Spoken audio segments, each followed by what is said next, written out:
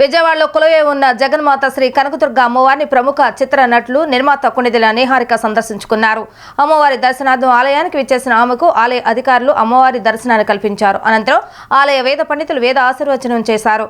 ఈ నేపథ్యంలో కొణిదెల నిహారికకు ఆలయ ఈవో అమ్మవారి ప్రసాదాన్ని చిత్రపటాన్ని బహుకరించారు.